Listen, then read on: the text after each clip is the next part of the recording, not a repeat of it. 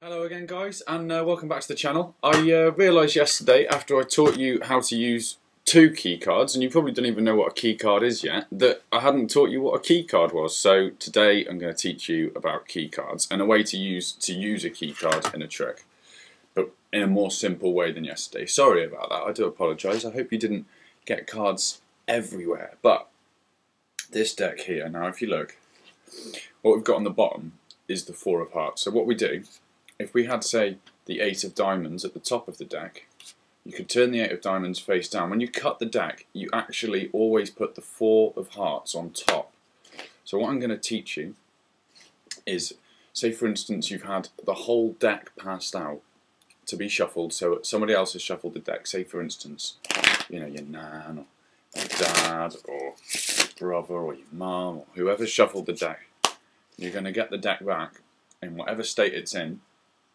You're going to need to peek the bottom card, either the bottom card or the top card, but then you'll have to remember that it's going to affect whether it's on top or below the selected card. So, and we'll come back to that in a second. Honestly, I plan to be as thorough about this as I possibly can, but a good way of peeking a card is simply, as you're talking, to hold the deck like this, and as you can see, I can see the bottom card in that way. Another way is, as you hold the cards in mechanics grip, you could come over in biddle grip and just turn the cards. At this point here, I can actually see the bottom card. So that is a really nice subtle way to catch a glimpse of the bottom card.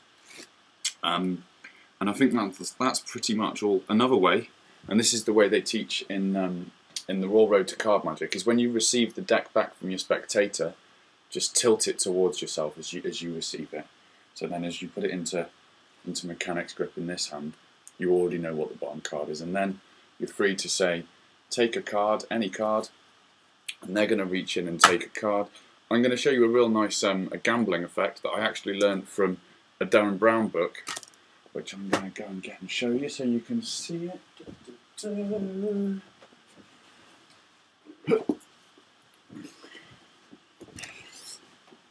Darren Brown, Tricks of the Mind. I think it's probably one of only sort of 2 or 3 books that are actually for sale by Darren Brown now. He's got loads of books on the market if you can find them. I'm going to show you the gambling trick in here that uses the key card principle that I taught you in the last video without telling you it was a key card video. So we're going to crack on with that. Just bear with me a moment. Okay guys, so first I'm going to show you the trick, and then I'm going to explain how it works. We'll do the trick and then the reveal. That'll be a pretty standard pattern for these videos from now on, I think.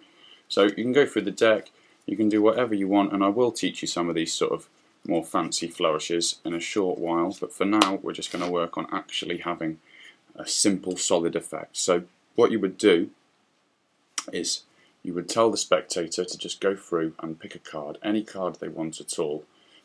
Say for instance they were to take this card, you would ask them to take it and have a look at it. Okay, so they've got their card. That's your card now, so we'll keep that and remember it.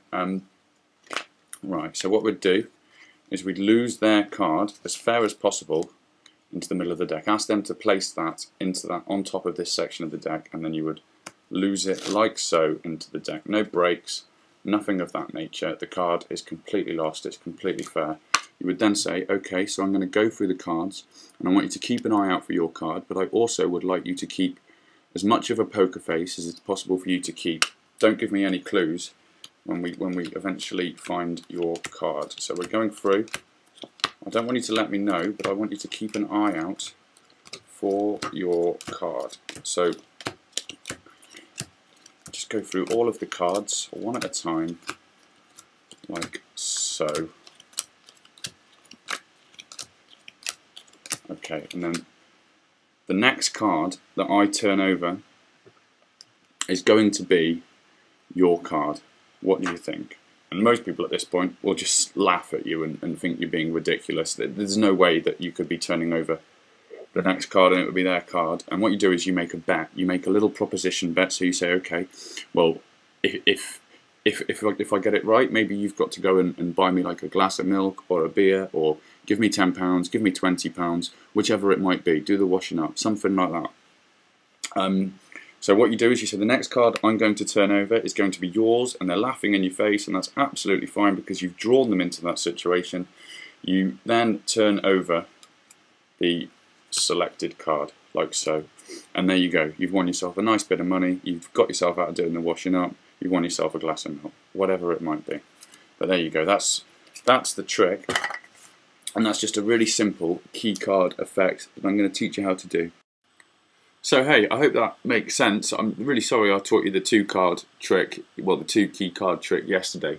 But if you go back and watch the video, it will definitely make more sense now that you understand more about using a key card sort of thing. Hopefully, anyway, I do hope. I had to change my my intro music from that cool Jurassic 5 tune, which was like "Let's Begin," and it was all, you know, sounded cool. I had to change that to a Beethoven tune, which I don't think is copyrighted, but only because I think the J5 tune is copyrighted, and if YouTube want, they can ask me to take that video down, because obviously the song's copyrighted and you don't want to step on anyone's toes. But I don't think Beethoven music is copyrighted or owned by anyone, and I don't think Beethoven's going to get up and sort of, I don't think he's going to come looking for me. I don't think he's going to complain to YouTube about me using his music.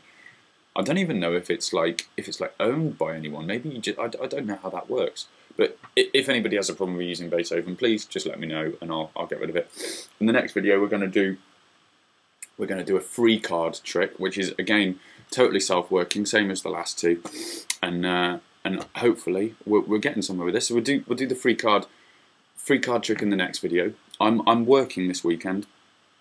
What I'm going to do is I'm going to film the video now, and I'm going to upload it tomorrow. And also Sunday's video, I'm working all day Sunday, so I'll film it now. I'll upload it Sunday. But this will kind of conclude our self-working card magic little section. So we've done a key card trick using 1 card, a key card trick using 2 cards, which you can do for 2 people.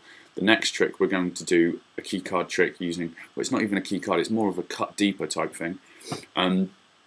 So we'll do the cut deeper trick, which works for 3 people, and then I'll show you how to do that so that you can use it with the 2 key card trick as well, so that it works as a nice little double trick. And then we're going to move on to a different part of magic, which involves a little bit of sleight of hand, and I hope it's not too complicated. But that's the plan for the next couple of days, guys. So don't judge me for wearing the same clothes for 3 videos. I'm filming it all at the same time. I've got a gig tonight, which is why I'm wearing the tie. But hey, I hope you enjoyed it, and I'll see you all on Monday. Well, I'll be back Monday filming videos for you. Thank you. Okay, guys, welcome to the reveal. I don't want you to feel that this is in any way obvious. I mean, I know that I taught you a trick with 2 key cards yesterday, and after you've watched this, you might want to go back and just relearn that, because it might make a bit more sense. But I'm going to show you how this works. What we're going to do is I'm going to use this joker as a key card, so we can just keep an eye on it, and it's going to be really clear for you guys. Do not underestimate the power of something like this, because while it seems obvious once you know how the effect works, to lay people this is a real killer. So what we're going to do is as I said before, you would use this biddle peak to catch a glimpse of your bottom card after you've had the cards shuffled, which is an excellent convincer for the spectator. Once the cards are shuffled, they don't believe that you have any kind of hold, and they wouldn't believe, especially coming from a young man like yourself, Luke, that you would be able to peek the bottom. Just don't make a big show of peeking the bottom. Just do it quick and nonchalant. But what you do is you say, take a card, and it is a fair choice. They can take any card they want. Say, for instance, they took this card. That's fine. Whichever one they want. So we'll have a look. That's the 6 of spades. We've still got our joker key card at the bottom of the deck. We can cut and ask them to replace their card into the middle of the deck. So that then is going to be put just below our key card, like so. Now, one thing I wanted to explain here, because it's really important, just in case, well, you'll see. So if you cut the card here, that again acts as an excellent convincer for the spectator. But what it does is it moves the order, well, it moves the position in the deck of our key card and our selected card. Now, what you might do by accident is you might end up sort of cutting at that break in between the 6 and the joker, totally by accident, like so. Now, what that will do is that will bring the joker, I mean, if this does happen, it'll bring the joker to the bottom and the selected card to the top, in which case you've got a miracle on your hands. You could just say, okay, well, I reckon I could bring your card to the top. So one thing to do, if you do cut once you've had the card put back into the deck, if you cut a couple of times, just do that little bubble peek again and just check that your key card isn't at the bottom of the deck, because if it is, their card's at the top, and then you can go into some kind of patter line saying, well, I think through my magical powers perhaps I could divine which card was yours. Maybe I could even make it come up to the top, and then you would have their card. But what I want to do is just sort of, we'll do it the way that I'd planned to do it. So we're going to put the key card again on top of the selected card, somewhere in the middle of the deck.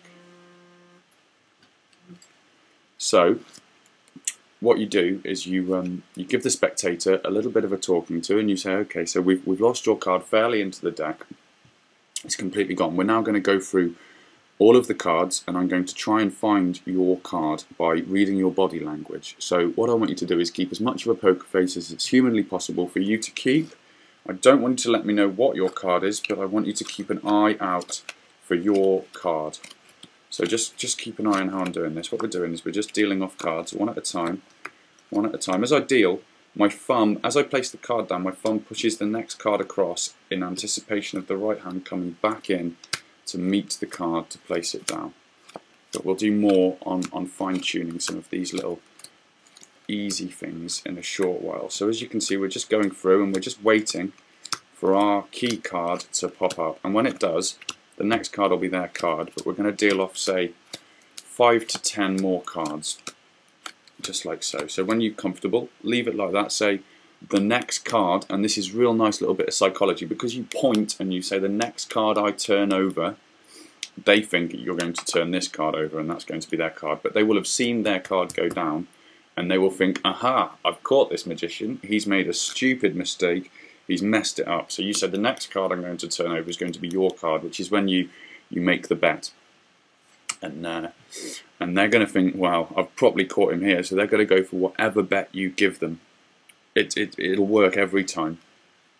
You say the next card I turn over is going to be your card, and when they agree to your bet, whatever it is that you want out of that person, you reach in and you turn over their card, and I guarantee that that's going to get great reactions as long as you practice it enough. So get practicing, enjoy that, thank you very much.